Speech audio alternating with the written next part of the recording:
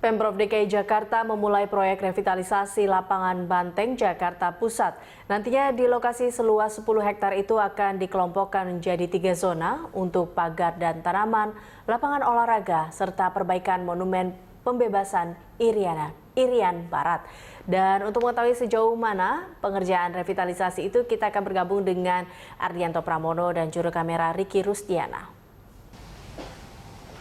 Ardi, apakah pengerjaan proyek revitalisasi lapangan Banteng sudah berjalan sejak peletakan batu pertama oleh PLT Gubernur Sonny Sumarsono saat ini? Ya, hingga saat ini Elisa, pembangunan sudah terus berjalan. Memang baru seminggu sehingga kita belum bisa melihat adanya perubahan yang signifikan.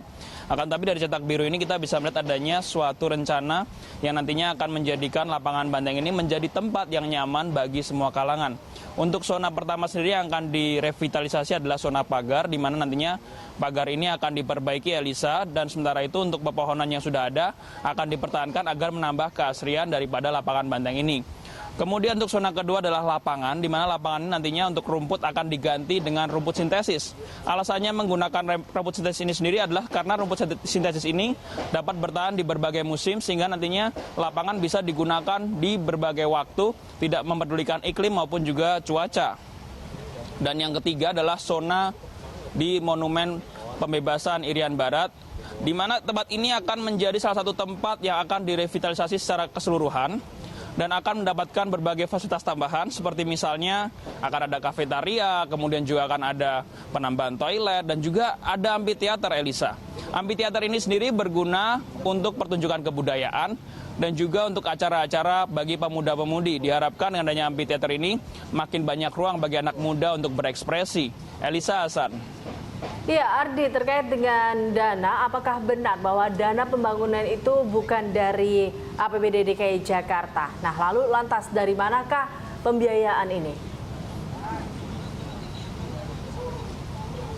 Ya, Elisa, jadi memang benar untuk pembiayaan sendiri tidak menggunakan APBD, tetapi menggunakan suatu skema yang lain, yaitu ada 2 skema di sini, yaitu yang pertama adalah skema CSR dan yang kedua adalah skema KLB. Untuk skema CSR sendiri bagi masyarakat luas mungkin sudah banyak yang mengetahui, di mana CSR ini artinya adalah tanggung jawab perusahaan kepada masyarakat untuk membangun fasilitas, dan ini merupakan sudah tertulis dalam undang-undang. Sedangkan untuk KLB sendiri adalah kependekan daripada koefisien lantai bangunan. Itu artinya tiap bangunan di Jakarta, jika mereka ingin menambah lantai bangunan, mereka harus membayarkan pajak kepada Pemda DKI Jakarta. Akan tapi untuk pajak ini sendiri tidak perlu untuk membayar dengan menggunakan uang, namun bisa dengan skema lainnya. Salah satunya adalah dengan membangun fasilitas bagi warga DKI Jakarta sesuai dengan kesepakatan bersama Pemda DKI Jakarta.